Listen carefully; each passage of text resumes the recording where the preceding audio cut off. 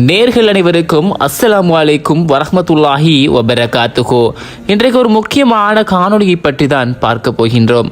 ஒரு சகோதரி தன் தாய் மரணிப்பதற்கு சில நிமிடங்களுக்கு முன் ஏதோ மேலே கை காட்டி பேசுகிறார் என்று ஆச்சரியத்தில் அந்த சகோதரி உடனே வீடியோ மூலம் பதிவு செய்து கொண்டு தாயிடம், மகள் யாரிடம் கை காட்டி பேசுகின்றீர்கள் என்று மகள் தாயிடம் கேட்கின்றார். அதற்கு தாய் கூரையின் மீது யாரோ இருக்கின்றார்கள் என்று கூறிய உடன் அந்த சகோதரி வியந்து அந்த கூரையை சுற்றி பார்க்கின்றார்.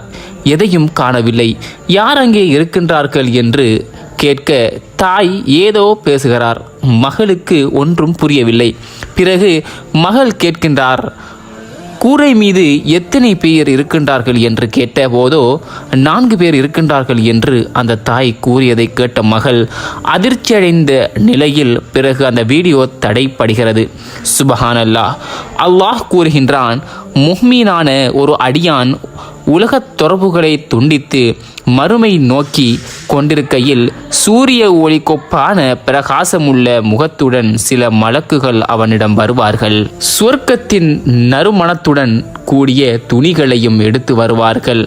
அவர்களில் உயிர் பறிக்கும் மலக்கு அவனிடத்தில் வந்தமர்ந்து உயிரை வெளியேற்றும்படி கட்டளையிடுவார். அந்த உயிர் தோள்பையிலிருந்து சுலோகமாக நீர் வெளியேறுவதை போல் மிகச் சுலோகமாக வெளியேறிவிடும்.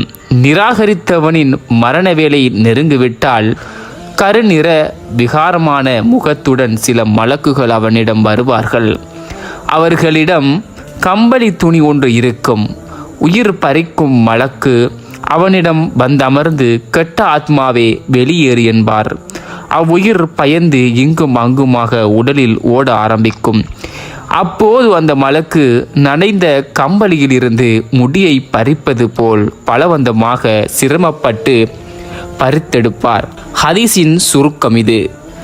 அறிவிப்பவர் பராவு இப்னு ஆசிப் ரலியல்லாஹு அன்ஹு, நூல் அஹமத் மற்றும் அபுதாவுத். அன்பார்ந்த எனது உறவுகளே, நம் அனைவரினதும் உயிர்களையும் மிக சுலோகமாக வெளியேற இறைவனிடத்தில் அதிகம் துவா செய்யுங்கள். நிராகரித்தவர்கள் கூட்டத்திலிருந்து நம்மளை பாதுகாக்க இறைவனிடத்தில் அதிகம் துவா செய்து கொள்ளுங்கள். இன்ஷா அல்லாஹ் மற்றும் ஒரு காணொளி ஊடாக உங்களை சந்திக்கின்றேன். அஸ்ஸலாமு அலைக்கும் வரஹ்மத்துல்லாஹி வபரகாத்துஹு.